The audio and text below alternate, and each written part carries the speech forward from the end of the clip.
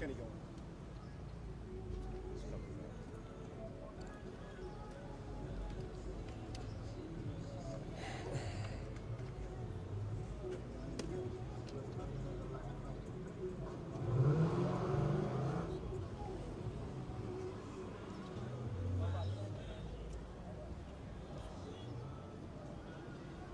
Okay, everybody ready?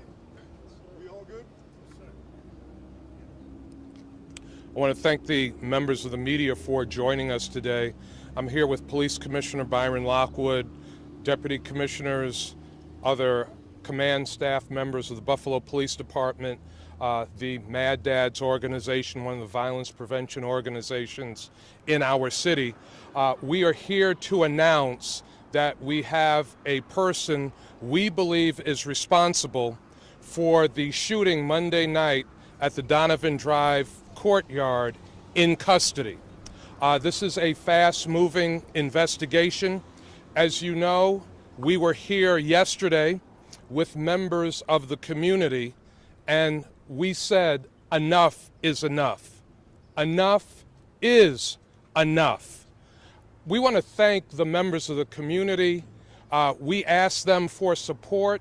We asked them to share information, and the community responded very strongly. I want to thank the members of the community for the tips and information that have come in that led to us having this individual in custody. It also was a product of technology and good police work on the part of the homicide unit of the Buffalo Police Department, the intelligence unit, and other agencies. But I can't emphasize enough how critically important it was to get information and support from the members of the community. And clearly this shows when we work together, the community and our police department, we get results. Now I want to say that we are not announcing names because charges are pending. The investigation is still in progress, and we don't want to do anything that will jeopardize the investigation. Now, to answer more of your specific questions, I'm going to turn things over to Commissioner Lockwood's Chief of Staff, Captain Jeff Rinaldo. Thank you, Mayor. As the mayor stated, we were very vocal about this crime. It's a heinous crime. I called it disgusting, and I still stand by those words.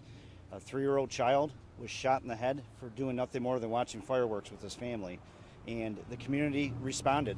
The number of tips and phone calls and cooperation was outstanding, and it allowed us, as an example, to show that when the community and the police work together, we can bring people to justice that are responsible for these crimes, utilizing not only information from the public, but our SafeCam program and other technology. We were able to identify a suspect, and as the mayor stated, the person we believe responsible is currently in custody.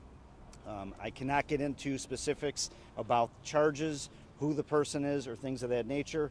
As we speak, this investigation is still ongoing and will be for quite some time. But again, a huge thank you to the community for responding to our requests for assistance in this case. With that, one other thing? Sure. Let me just add one other thing. As I said and Captain Rinaldo said, the investigation is ongoing. So any members of the community that have any additional information about this incident, please call 847-2255. Again, the investigation is still ongoing. Anyone with any additional information, please call the police tip line at 847-2255. Captain? Thank you. With that, I can take some questions. I know you can't speak about who it is or the name or anything like that. Is it somebody who frequents this area, this neighborhood? Again, unfortunately, right now the person has not been arraigned, so as such, I really cannot get into motives or the identity or who the person is. Are there still more people that you guys are hoping to track down related to this? Again, the investigation is still ongoing. We are asking and continuing to ask for members of the public that may have been reluctant, now that they know that somebody we believe is responsible is in custody, that they will help bring more people forward. The investigation by no means is closed. Was it multiple tips or just a Mul- single tip? multiple cooperating people. It's been about 2 days, obviously, since the shooting. Would you consider this fairly quick turnaround from when that happened to when you got this arrest done? It is, and as I said, it's a very good example of how when the police and the community work together, we can bring justice to these types of crimes in a relatively quick manner. You know, anytime we've seen a child injured by violence, we have seen a community outpouring of people that just had enough of it, and they come together and they work with us. And it's not just people from one walk of life or another, it's people from all over the city. They listen to what we say and they help us when they can help us.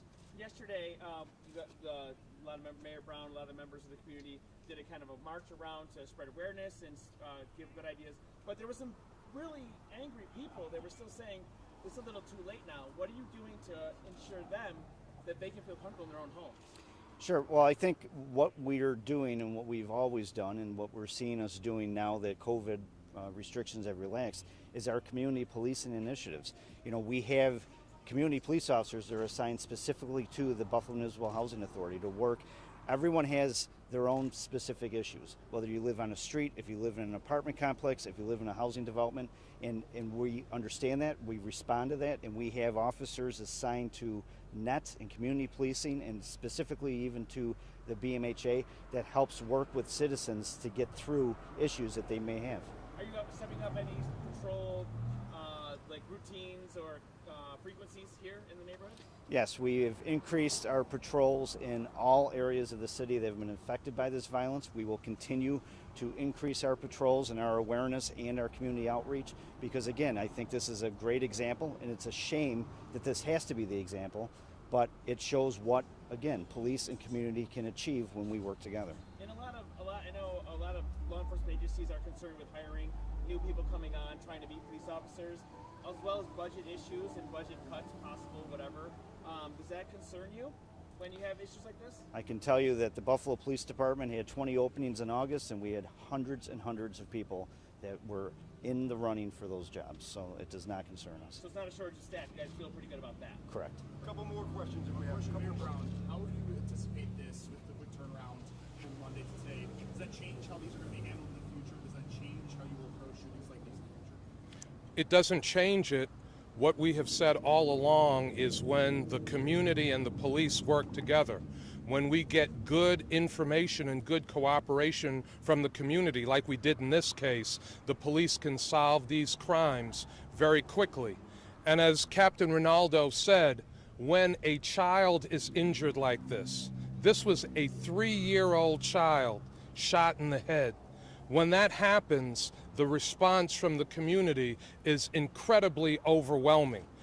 We need that kind of cooperation all the time for the community, and our community policing initiatives are geared toward building the community police relationship. So that's with having them around a little bit more. Is that encouraging them to communicate with the community? I mean, how does that actually? Now that we're coming through the pandemic, there are a whole host of activities that the Buffalo Police Department will be involved in with the community. Our officers love working with the community, getting into the community and spending time with the members of the community. That kind of relationship helps to improve the quality of life in our city and all of our neighborhoods. Can you talk a little bit about the technology that you guys use? Well, as we said, we started our Safe Cam program a number of years ago, and that program has paid absolute dividends. It's helped us solve everything from homicides to criminal mischief cases. So that technology works well. We still, every day, people put cameras up. They purchase doorbell cameras and other things, and we ask them to register those cameras because you never know what your camera might capture. And it doesn't matter that your camera is not right at the scene of a crime. It could capture somebody coming to, leaving from the scene, so we encourage that. There's other technology. I don't want to get into specifics of what it was that was utilized. That'll be more forthcoming. But again, technology plays a vital role in these cases. Captain Ronaldo, for those who maybe don't know yet still about the Safe Cam program, can you just explain it Sure. So the City of Buffalo Safe Cam program is designed for businesses or residents that have any type of video surveillance that records an image. They can register that camera system with the Buffalo Police Department. It does not give us access to their system. It allows us to maintain a list of addresses where there may be video surveillance, so when a crime occurs, our detectives can reference that list and attempt to speak to people that own those systems so that we may view their video footage. But again, we do not monitor it. We have no direct access to that video footage. Captain, when can we expect an arraignment? I would suspect that the person would be arraigned first thing tomorrow morning. Anything else?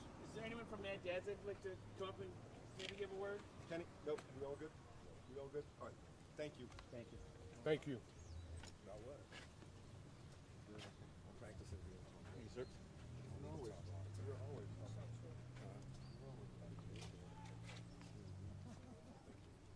You know?